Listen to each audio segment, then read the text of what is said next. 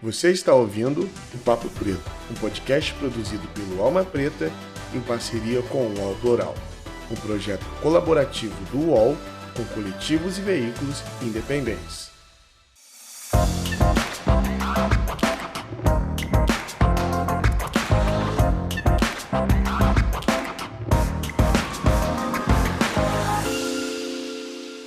Salve, salve, galera! Bom dia, boa tarde ou boa noite. Eu não sei o horário que você está nos ouvindo, mas seja muito bem-vindo ao Papo Preto. Meu nome é Iago Rodrigues e eu sou produtor audiovisual no Alma Preta Jornalismo. Inclusive, nós temos muitos ouvintes que estão aqui no nosso podcast, mas não conhecem o nosso trabalho nas redes. Então, vá lá, entre no nosso site, conheça nas redes sociais, todas as redes, só você digitar lá, Alma Preta Jornalismo, e vai aparecer. Você também pode nos seguir nas redes sociais, o meu arroba é iago.rodrigues02. Então segue lá, acompanhe o nosso trabalho. E hoje nós vamos bater um papo aqui com uma mulher incrível, que eu não vou apresentar ela, mas eu vou deixar que ela se apresente. Cláudia, muito obrigado por aceitar o nosso convite de estar aqui com a gente no Papo Preto. Eu que agradeço, Iago. Alô, você que está aí curtindo o Papo Preto. É um prazer estar aqui com você, né? É um prazer fazer parte aí dessa sua jornada aí no Papo Preto. E tomara que seja um bom Papo Preto, né? De uma preta para um preto. Sim, com certeza. E, Cláudia, para a gente começar com o pé direito, eu gostaria que você falasse um pouquinho de você, de onde você vem, de onde você veio, na verdade, né? Contasse um pouquinho da sua história, para depois a gente chegar ao que você tem feito hoje e para onde você quer ir. Então, conta um pouquinho de você para os nossos ouvintes, para mim também, que estou aqui curioso, querendo saber. É isso. Deixa eu te falar o que eu sou, o que eu estou, e aí a gente vai falar de onde eu vim, né? Então, Iago, eu sou uma mulher preta, já estou na faixa de 50 anos, tenho uma filha de 23. Quase a minha idade. Então... E eu sou jornalista formada em comunicação social. Na minha época, a gente falava em ênfase, né? Porque você poderia optar por PP, que era Publicidade e Propaganda, JO, Jornalismo, RP, Relações Públicas. Não tinha rádio na época, né? Sim. Mas eu optei por jornalismo e fiz a graduação em comunicação social. Depois eu fiz uma pós-graduação em gestão de eventos, que tem a ver com um percurso que eu fiz até Brasília, trabalhando na Fundação Cultural Palmares. E agora, recentemente, a partir de 2012, 2014, eu volto para a academia, e aí sim fiz uma pós-graduação no campo da ciência da religião, juntando aí todas as experiências de vida, afetivas e profissionais, e fiz o mestrado depois da pós, e agora, depois do mestrado, estou fazendo doutorado. Eu nasci em São Paulo. Só uma dúvida antes de chegar onde você veio. Você está fazendo doutorado em quê? Em ciência da religião também. Ciência da religião também? Também. Quando eu entro em 2014 e conheço a ciência da religião e posso problematizar não só meu percurso de vida quanto profissional, porque daí eu junto samba e religiões de matriz africana, eu faço a opção de ficar na ciência da religião, porque ela daria várias possibilidades de responder muitas questões existenciais e questões do povo negro. Sim. Eu falei, eu fico aqui, eu coloco o samba aqui na ciência da religião, para daqui a pouco a gente vai falar do que eu faço, né? Mas é por isso que eu entro na ciência da religião, para unir aí as minhas questões de subjetividade, existenciais, ligadas ao samba e também ligadas à religião. E aí, depois da pós, eu me animei e fiz o mestrado, também dando continuidade ao meu objeto da pós, e depois que é pós também, mas aí quando eu termino o mestrado, eu me animo um pouco mais, e agora eu estou fazendo doutorado, já estou prestes a qualificar para defender a minha tese. Parabéns, depois eu quero ver. E a gente vai falar também dela. Então, Iago, o que eu estava dizendo é que eu nasci em São Paulo, sou paulistana, eu nasci numa região de São Paulo, que é a região oeste, divisa com o município de Taboão da Serra. Então, eu sou meio Taboão da Serra, meio São Paulo, mas os meus pais foram um dos primeiros moradores desse bairro. Eu ainda estamos falando nessa casa, que é uma casa quase centenária, que está aqui na divisa com Taboão da Serra. Meus pais, logo que se casaram, vieram para cá e aqui nos criou. Eu sou a caçula de mais um irmão, que nasceu 11 meses depois de mim. E o meu pai era militar, né? Pois é. Cresceram juntos, assim que é bom.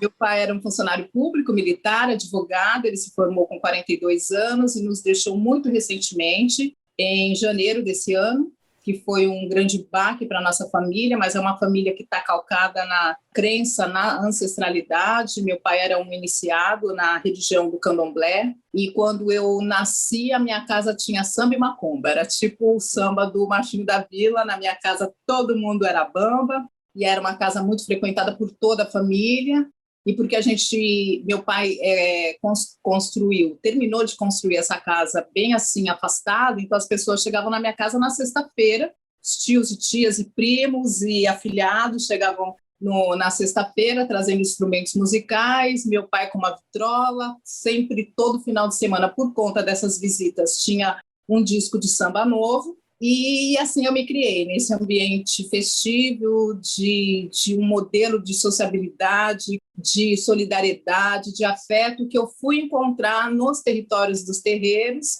até porque fomos motivados por essa fé que já estava na minha casa, por essa tradição que já estava na minha casa, e também nas escolas de samba. Então eu digo que estar hoje estudando, problematizando, pensando, teorizando essa minha vivência é muito importante para mim. E aí, a minha casa, a ordem era assim, você podia sambar no final de semana, mas você tinha que estudar. E aí a gente...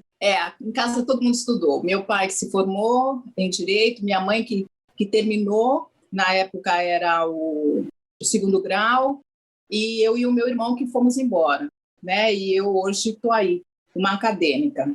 E aí a minha trajetória fora desse ambiente de afetividade é uma trajetória de uma menina negra da geração final dos anos 60 para os anos 70, e que sofreu todas as opressões, todas que você pode imaginar fora desse ambiente de afeto que tinha na minha casa. E aí, quando eu me vejo hoje disputando espaço, disputando privilégios, amadurecendo com essas resistências, com essas lutas, eu digo que bom que eu nasci nessa casa de bamba, que bom que eu nasci nessa casa que tinha essa base, essa estrutura na ancestralidade, na autoestima, porque os sambas faziam isso com a gente, os sambas enredos faziam isso com a gente, aquela alegria toda, aquele samba ao vivo, aquelas músicas que embalavam o nosso final de semana e davam um afeto que, na verdade, ele nos reenergizava para enfrentar o ambiente hostil que era fora de casa, né? E aí todos aqueles problemas, né? Eu quero só dar um parêntese nisso que você está falando, que é legal a gente enfatizar o quanto a cultura negra ela valoriza as pessoas negras, né? Porque nem todo mundo nasce nessa cultura. Eu, por exemplo, não nasci na cultura negra, eu nasci num berço evangélico. Então, eu não querendo problematizar o evangelho de maneira nenhuma, mas eu cresci com muitos problemas de autoestima, muitos complexos, dilemas não respondidos, que eu observo hoje, depois de um tempo e uma caminhada, que as pessoas que vêm da religião de matriz africana e dessa cultura não passaram tanto, porque naquele ambiente elas são acolhidas, elas são amadas, elas são valorizadas. Então, isso, em certo ponto, faz a pessoa se sentir bem, faz ela crescer bem, faz ela ter uma saúde mental, digamos assim, um pouco melhor do que quem não tem essa base de cultura africana, seja lá qual ela for. É bem diferente, a gente vê isso, uma diferença enorme. Então, eu fico feliz de você falar de tudo isso. Então, Iago, você sabe que esse dilema aí que você diz, a gente trabalha muito. E eu trabalho muito porque eu questiono as questões em relação à intolerância religiosa e às tradições de terreiro e a própria criminalização, a tentativa de criminalização dos ajuntamentos do samba, das escolas de samba, né? E da capoeira também. Na minha casa também a gente se associou também ao ambiente de capoeira, porque meus primos e meu irmão também faziam capoeira. Então, olha só quantos terreiros me rodeou, né? Sim. E essa questão que você traz, dessa coisa da afetividade, eu acho muito interessante, porque nós, negros, fomos privados de saber de onde viemos, né? Então, assim, quem somos nós, né? Quem era essa minha família? Quem é a sua família, né? De onde veio? Você consegue facilmente desenhar a sua árvore genealógica, né? Então, assim, Não, a gente não nós fomos consegue. privados. Então, nós somos privados disso. Então, quando eu digo para você que ainda bem que eu nasci na minha casa, eu não tive muita opção. Quando eu nasci, já tinha samba. Quando eu nasci, tinha macumba, tinha orixás, tinha tradição de terreiro, falava-se de África, muito de África, e tinha o samba. E as letras dos sambas enredos que chegavam para mim falavam de rainhas negras. O samba falava de rei negro, falava de uma África bonita. Então, assim, eu tinha essa narrativa através dessa cultura de sambas na minha casa. E isso foi muito importante para a minha autoestima ou para uma resistência às violências simbólicas que eu tinha na rua. Eu, meu irmão, no colégio, no ambiente de colégio, você imagina uma família negra que foi bem estruturada, que tinha casa própria, tinha o carro próprio, colocava os filhos num colégio bom, né? Para nós tinha férias, tinha presente de Natal, então a gente já era uma família preta diferenciada. E com orgulho na negritude, porque o samba tocava alto aqui, né? Então o bairro inteiro sabia que tinha samba no final de semana e o bairro inteiro se mobilizava quando tinha a festa dos nossos aniversários. Então a gente tinha meio que uma referência de autoestima negra, que logicamente, eu vou dizer para você, eu não vi muitas famílias de amigos da minha geração. Então a gente tinha esse diferencial. E aí, Iago, quando eu traço a minha trajetória e quando eu vou para a universidade, eu entrei com 17 anos, e isso também diz de um diferencial. Só que a partir da entrada na universidade é que eu realmente tomo um choque de realidade. Então, a disputa ficou maior, eu fiquei realmente competitiva, sem perceber, né? Eu era uma menina negra querendo um espaço onde só tinha meninas brancas, né? Os exercícios de vídeo na faculdade de jornalismo, na época, quem selecionava quem ia fazer o exercício de vídeo era o professor. Imagina que a negra do cabelo crespo, do cabelo natural, né? A pele negra, e aí eu ouvi, olha, é muito difícil fazer iluminação para pele negra, né? E talvez eu tenha sido, sem perceber, incentivada a estar atrás do microfone, né? Pela minha performance, pela minha comunicação, talvez eu não fosse aceita nos exercícios de vídeo, mas me viram, né, com potencial para o rádio, né? Então, eram nos exercícios que eu ia bem, embora não fosse o rádio a minha opção. Mas ali, quais eram as perdas, né? E como a gente viu os privilégios, é a questão da representatividade, né? Então, uma mulher negra na universidade, aos 17 para 18 anos, no final da década de 80, ela era uma mulher que não tinha... Quem eu poderia me inspirar? Qual que era o caminho? Referências, né? Quem é que me influenciava a estar lá? Então, as pessoas... vai ser uma Glória Maria, porque a grande mulher negra do vídeo, da TV, era a Glória Maria. Isso a gente está falando quase 30 anos atrás. E aí a Glória Maria, bem sucedida, era aceita no padrão daquela mídia que ela estava, e aí as pessoas olhavam para as meninas negras daquela geração fazendo jornalismo, você quer ser a Glória Maria. Quando, na verdade, a Glória Maria não era uma referência para mim, né? Eu não tinha tempo de assisti-la, eu sabia dela, mas assim, ela não conseguia formar aquela referência. Por quê? Porque ela era única. Né? E o que acontecia? Você não conseguia sonhar com aquele caminho que estava fechado para você. E uma coisa que eu sempre digo é que há 30 anos atrás, a Glória Maria era a única referência de mulher negra no vídeo, bem-sucedida, e uma mulher negra que ficou bem-sucedida, conhecida, reconhecidamente no Brasil, porque colocou a cara na tela. E 30 anos depois, quem é a mulher negra bem-sucedida na televisão brasileira? Continua sendo a Glória Maria. Então, isso já diz do obstáculo que a gente não conseguiu transpor, porque hoje eu já estou na fase dos 50, já apontando para uma aposentadoria enquanto profissional de comunicação, né? Eu já estou numa idade mais madura, eu já estou vendo a academia, eu não estou disputando mais esse espaço. Então, assim, perdi essa chance, não foi me dada essa chance de disputar também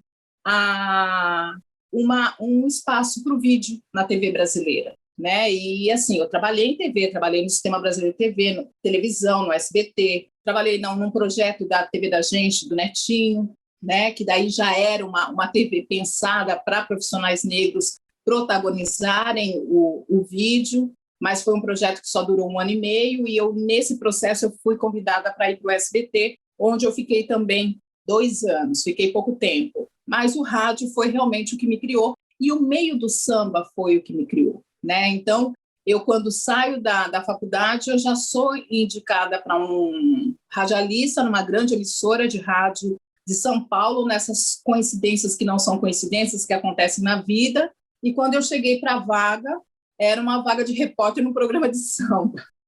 Olha que loucura! E eu nunca tinha ouvido falar do cara, não ouvia o programa, era uma vaga de repórter em rádio, lá vou eu, né, com meu currículozinho, ainda na época datilografado. E quando eu chego lá, era um negrão. Ah, tudo bem, você foi indicada. E, na verdade, me indicaram porque eu era negra. Sim. E que era garimpar, né? Era difícil, né, achar uma jornalista, como você falou, jornalista negra naquela época. Você devia ser uma das poucas. Pouquíssimas. Até porque na minha turma, eu acho que 2 se formaram, sendo 3 comigo. Sendo que uma foi ser dona de um jornal de bairro e a outra continuou na área do atletismo porque era atleta, não deu muita bola para o diploma. Uhum. E eu fui indicada para esse estágio nessa emissora de rádio, que era uma das principais na época, que era a Rádio Gazeta. E quando eu cheguei lá, era esse homem negro, e que eu também me assustei, porque era Evaristo Carvalho, um homem que é super... ele é renomado e ele é super reverenciado pelo que ele fez.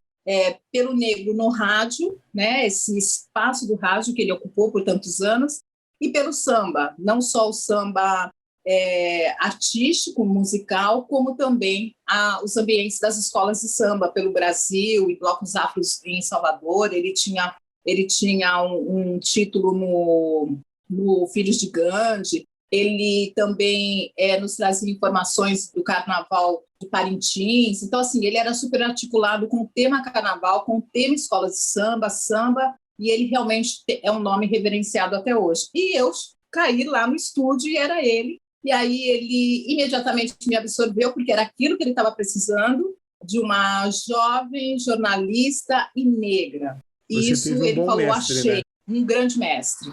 E aí, Iago, foi que começa a minha trajetória. Aí eu fico com ele uns 4 anos, depois disso eu começo a ser indicada muito por ele, porque ele realmente era muito conceituado. Essa aproximação com ele me abre portas, tanto dentro do ambiente das escolas de samba, onde eu me tornei uma repórter especialista na cobertura do carnaval, como também na comunicação, né? Porque ele era um homem da comunicação e muito renomado no ambiente das escolas de samba. E aí, na década de 90, acontece um boom, né, no samba, que é o surgimento do pagode enquanto um rótulo, enquanto um produto da indústria cultural.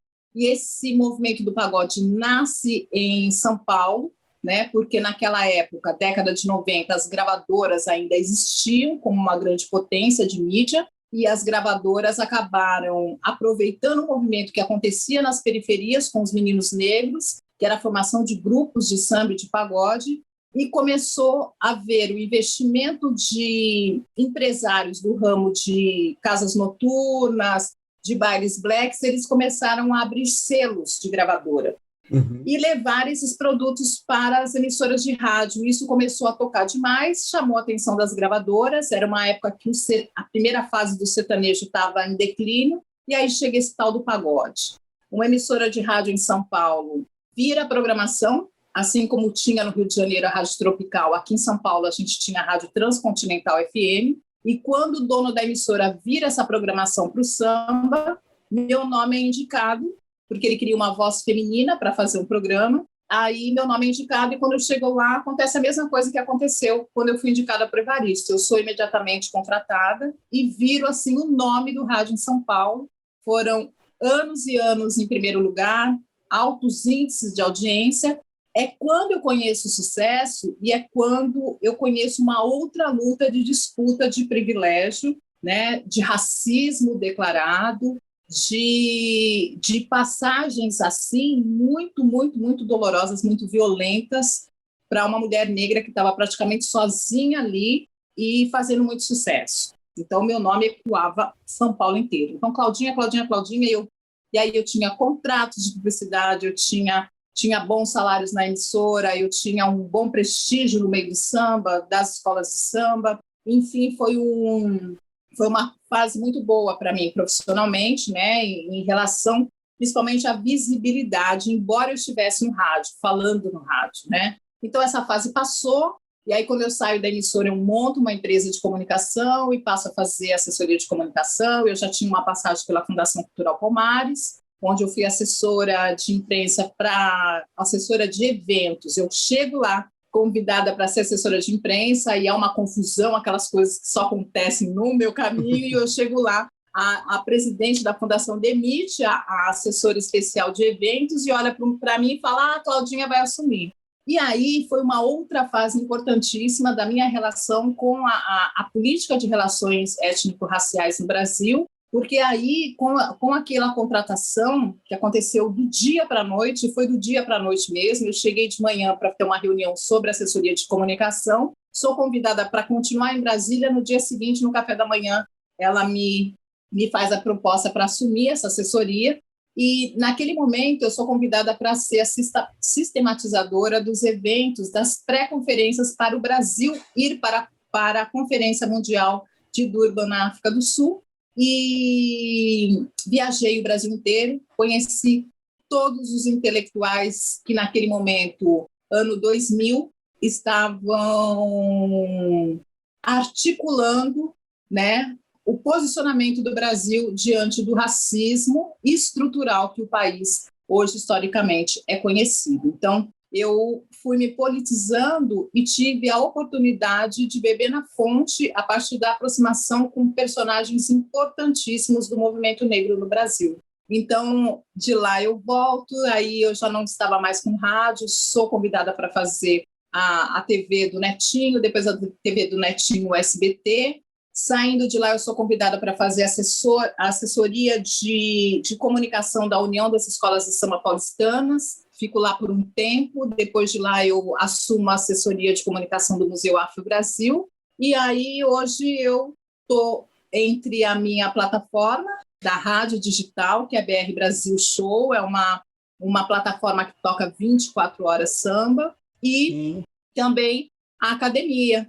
Então, eu passeio aí entre alguns projetos, entre eles tem um também, que é a direção de comunicação de um time de vôlei da cidade de Guarulhos. Eu sou a diretora de comunicação lá, trabalhando a minha tese, lancei o livro recentemente.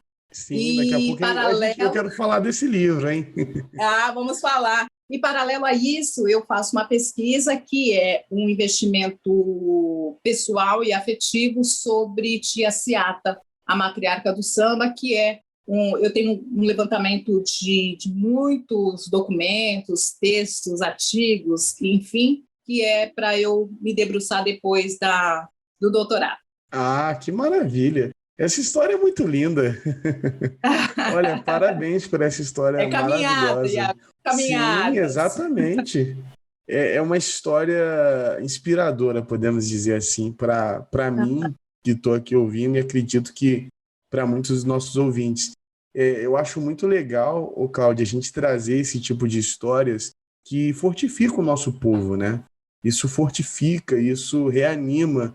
A gente sabe que é bem difícil para o mercado, ainda mais, vamos dizer assim, audiovisual, uma mulher negra se destacar, como você falou, né? Tá aí, passou não sei quantos anos, Glória Maria ainda. Digamos que agora tem existem algumas personalidades negras, mulheres ali, mas ainda assim são bem poucas, não condiz com a população de mulheres pretas que estão na luta para chegar lá.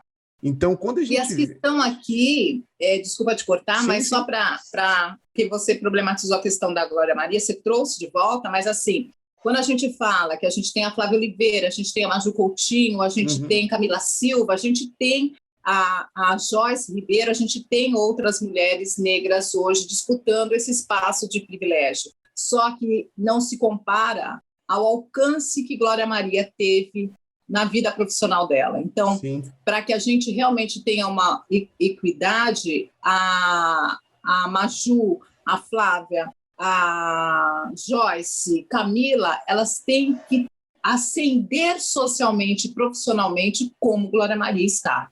Então, Glória Maria hoje é uma mulher muito bem-sucedida e porque pôs a cara na TV brasileira, que é uma TV eurocêntrica, brancocêntrica, né? Então, assim, ela é uma ponta só. Então, assim, temos a Maju Coutinho, mas eu acho um pouco perverso a gente colocar a Maju Coutinho esse caminho. A Maju Coutinho está disputando e está ali com a luta dela, com o espaço dela, e talvez ela esteja nesse momento sofrendo tantas violências simbólicas, e está mesmo, porque a gente sabe que não é fácil essa caminhada dela, e eu não sei como que a gente pode amparar eu digo que esses ativismos solitários, entendeu? Eu não sei quanto se pode aproximar uma Glória Maria de uma Maju Coutinho hoje, é muito complexo, né? Eu sei que estamos todas realmente numa luta. Mas a gente torce muito para que isso venha a mudar, e tem mudado, né? Mas ainda falta uma caminhada que a gente fica feliz de ouvir histórias como a sua, de pessoas que transcenderam, né? Não na TV, mas no rádio. Não deixa de ser audiovisual, né? E eu tenho uma pergunta para te fazer. Eu tenho uma pergunta. Vem cá, você pode escolher uma escola de samba, apesar de ser juíza, vamos dizer assim, comentarista, não pode? Eu posso escolher. Você sabe que, assim, como eu fui meu grande mestre, Evaristo Carvalho, você sabe que tem aquela questão da parcialidade, a imparcialidade do jornalista, né? E isso é muito discutível hoje, mas quando eu entro no rádio, o Evaristo, por exemplo, ele se assumia aqui em São Paulo portelense. Mas ele não dizia que ele era um apaixonado pelo camisa verde e branco. A gente já sabia que ele era um apaixonado pela camisa verde e branco, mas ele nunca assumiu. E aí ele dizia, olha, eu não vou assumir porque isso é muito complicado, nós temos que ter portas abertas em todas as escolas de samba, né? E tinha uma rivalidade muito grande quando eu comecei a cobrir, tinha uma rivalidade muito grande entre alguns padrões, né? Principalmente entre o Bexiga, onde está Vai Vai, e a Barra Funda, onde está a camisa verde e branco até hoje. E elas Meu chefe é camisa declarado. Você conhece ele, o Pedro? O Pedro é. Quando eu vim para São Paulo, ele disse, você não tem opção, você tem que ser camisa verde e branco. Cara de pau. Você não tem opção, você não pode nem escolher outros lugares. Você é camisa e acabou. Camisa e pronto. Então, mas assim, e aí no final, são grandes famílias, né? E são espaços de memória que tem que estar acessível. Então, a gente, quando eu comecei, a gente não assumia muito, mas eu acabei tendo uma familiaridade, uma ligação muito grande com a Escola de Samba do Bexiga, que é a Escola de Samba Vai Vai, que me abriu as portas, não que as outras não tenham aberto, mas teve uma conexão diferenciada com aquela família daquela escola de samba, com aquelas pessoas daquela escola de samba.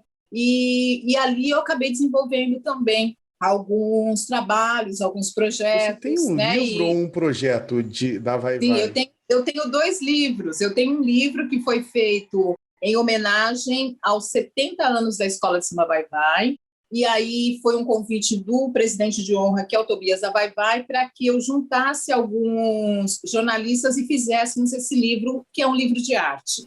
E aí esse livro saiu em 2012 para 2013. E hoje, né, recentemente, isso faz... nós abrimos a pré-venda em dezembro, mas ele é um livro de 2021, que é o Orixás no Terreiro Sagrado do Samba, Exu e Ogum no Candomblé da Vai Vai, que é um livro de dissertação, porque ele é o resultado da pesquisa que eu fiz no mestrado. Então... eu hoje, quando você pergunta, dá para dizer qual é a escola? não dá para eu negar que é a Vai Vai, né? Sim, eu imaginei. Depois que eu li o release, eu falei, ela é Vai Vai, ó, tem o livro lá. Mas é Mas legal hoje, que... não, hoje, como diz o sambista, não pega nada, se vai, vai. Sim, sim. Até porque hoje eu já tenho tantos amigos em todas as escolas de samba, irmãos mesmo, né? Você falou aí do Pedro, mas lá na Camisa Verde e Branco, a Simone, a Magali, que são parentes dos fundadores da escola de samba, né? Lá na Nenê de Vila Matilde eu tenho amigos no Peru, eu tenho amigos em todas as escolas de samba. E é muito importante essa relação que eu tenho com as escolas. Para mim é muito importante. É importante para o meu trabalho, para a trajetória que eu tive no samba, que eu tenho ainda no samba, a trajetória que eu percorri no rádio de São Paulo. E foi muito por essas relações e pela forma em que esses ambientes, esses territórios também me acolheram. Sim, sim. Eu acho que é muito bonito quando existe essa união, né? Essa familiaridade, esse carinho um pelo outro. Eu acho que é o que mantém muitas escolas tradicionais vivas. Aqui em São Paulo, no meu caso, no Rio de Janeiro, eu observo muito isso, essa questão de não, a gente está aqui, tem o momento da disputa, tem o momento da disputa, mas nós somos família. Então, isso é muito importante, isso deixa a essência do samba mais bonitas, ou podemos dizer assim, porque a É nossa isso luta é mesmo. uma só, a luta do samba é uma só, é levar É isso alegria, mesmo. paz. Quando você fala dessa essência, é exatamente isso. Esses territórios das escolas de samba, eles representam os territórios negros, que a gente vai chamar, né?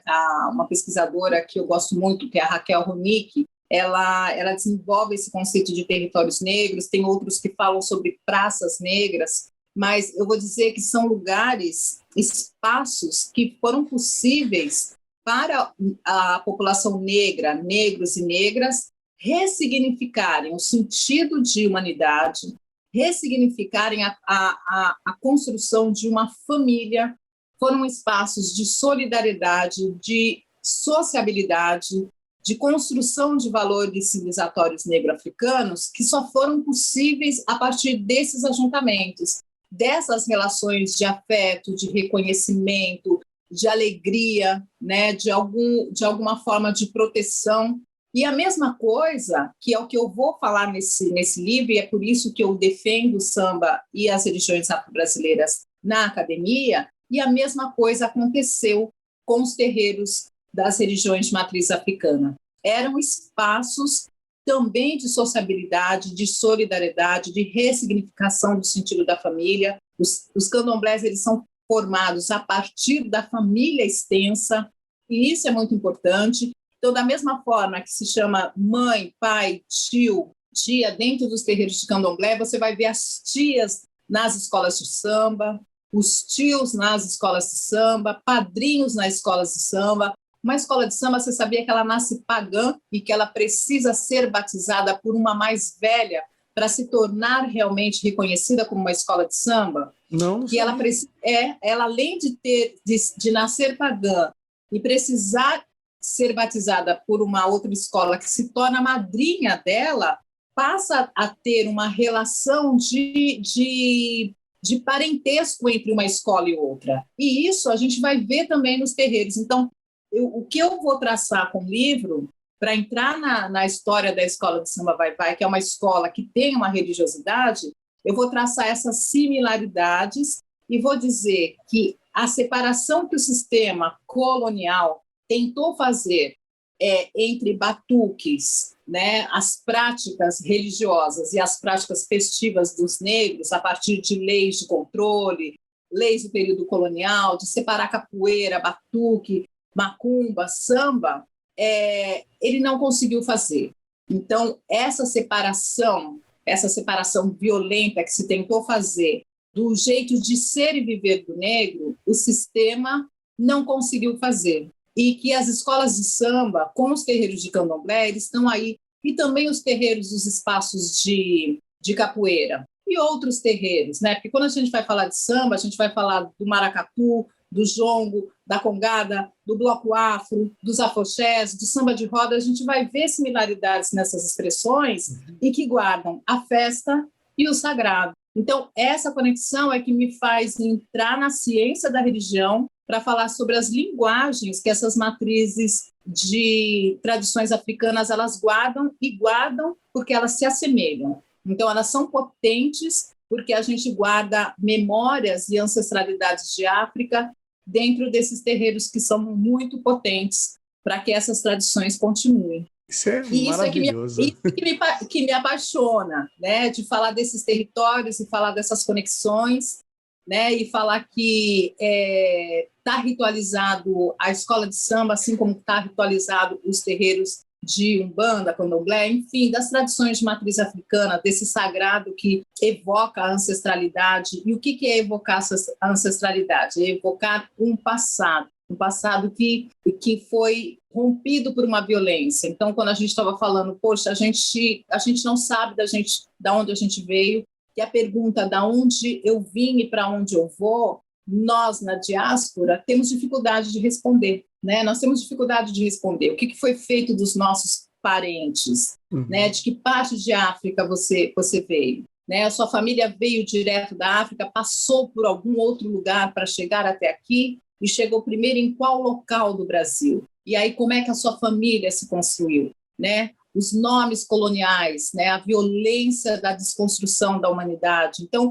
isso está tudo na nossa memória, está no nosso corpo. Né? Então, se aproximar da escola de samba, se aproximar das vivências das religiosidades de matrizes africanas, para mim, por exemplo, é como se eu tivesse próximo de uma resposta que não me dão, que não me deram, né? Que me impediram de acessar com facilidade. Então, eu estudo, eu leio, eu observo, eu trago as narrativas e eu gosto muito mais das narrativas do passado, eu acesso com muito mais facilidade, talvez por conta desses pontos de interrogação, né? Como é que aqueles negros, naquele momento da violência, da escravidão, daqueles processos de opressão, eles conseguiram ir ressignificando a presença, negociando com aquele sistema altamente opressor e violento, para a gente chegar hoje no século XXI e ter uma escola de samba. A escola de samba é a memória dessa luta, né? Os terreiros de candomblé são memórias dessa luta. E quais as negociações que foram feitas e possíveis para que um sistema, que hoje a gente diz, essa estrutura racista que foi forjada para eliminar o corpo negro, não conseguiu traduzir. Então, eu acho que são ambientes tão complexos do samba, né, e o samba e todas as vertentes, e dos territórios de religiosidade de matriz africana, eles são tão complexos que o opressor não conseguiu traduzir. Sim. E aí, passou, né? E aí eu falo da questão da importância do batuque, né? O batuque está no centro dessas expressões. Então, eu falei aí várias expressões para você e todas, o que tem de comum é que tem um batuque. Né? Se a gente for falar do bloco, eu falei do bloco afro, falei do samba de roda, eu falei do jongo, falei do maracatu, da congada, da escola de samba, do pagode. O que tem ali no centro que a gente tem certeza que não conseguiram decifrar? O toque do tambor. E eu acho isso muito, muito mágico e muito forte, muito potente. Com certeza. Cláudia, infelizmente, a gente está chegando no final do nosso programa, dá até uma dorzinha no coração. Mas foi muito bom, uma aula. Eu que só tenho a agradecer e todos os nossos ouvintes também por essa aula maravilhosa. Antes da gente ir, eu queria saber aonde a gente pode encontrar os seus trabalhos, ter um contato maior com você, até para as pessoas conhecerem um pouco mais do seu trabalho. Fala aí pra gente. Olha, tem as minhas redes sociais, né? Tem o Instagram, que é onde eu consigo, né, interagir um pouco mais, que é ClauAlex1616. Eu tenho meus trabalhos na internet, né? Cláudia Alexandre ou Claudinha Alexandre. Claudinha Alexandre é o nome dado pelo meu mestre Evaristo Carvalho há 30 anos atrás, e foi o nome que eu fiquei conhecida no rádio. Pode me procurar como Claudinha Alexandre ou como Cláudia Alexandre. O meu livro, que saiu pela editora Aruanda e editora Griot, ele está nas melhores plataformas. É só entrar no site da editora Aruanda, e aí lá tem os endereços das livrarias. Aqui em São Paulo eu sei que venda física está na Livraria Martins Fontes e na Livraria Cultura, mas pela internet tem vários sites que estão vendendo o livro, né? Alguns sites fazem promoção, então eu sei que está bem distribuído aí. Tem o e-book e tem o livro físico, e eu acho que em breve a gente já vai estar anunciando o audiobook do livro também. Eu sou apaixonado por audiobook. Está super acessível e a editora Aruanda tem trabalhado muito bem. E eu fiquei super feliz, porque eu também consegui, com uma certa rapidez, essa editora que se interessou, né? Eu defendi em 2017. Há 2 anos já estava com essa editora interessada, por conta do processo da pandemia, deu uma atrasada, mas está aí, está entregue. E agora é trabalhar a minha tese de doutorado e também pretendo que ela se transforme em livro, porque eu vou estar falando sobre o feminino nos territórios de terreiros de matrizes africanas. Ótimo, ótimo. Já estou seguindo aqui, hein, galera? Tá segue seguindo. Lá de volta, hein? Acabei de seguir aqui. Tá bom. Olha, Cláudia, é isso. Nas redes sociais, Iago? Eu sou Iago.Rodrigues02. Iago com Y. 02. Isso, Cláudia. Muito obrigado. Vou seguir aqui também. Segue sim. Olha, eu me sinto privilegiado de ter essa conversa com você. Muito feliz. Eu agradeço, Iago. Iago, sucesso para você, para toda a equipe aí do Papo Preto. Bom demais conversar com você, equipe do Alma Preta, Pedro Borges, está arrebentando na TV. Um beijo para todos vocês. Tchau, tchau. Olha, gente, muito obrigado. Te espero no próximo Papo Preto. Você que não conhece nossa campanha de assinatura no Catarse, antes de ir embora, vai lá no nosso site, conheça, que é sucesso. É isso aí, até o próximo Papo Preto. Tchau, tchau, galera. Tchau, Cláudia. Tchau. Você ouviu o Papo Preto, um podcast produzido pelo Alma Preta em parceria com o UOL Plural, um projeto colaborativo entre o UOL e coletivos e veículos independentes.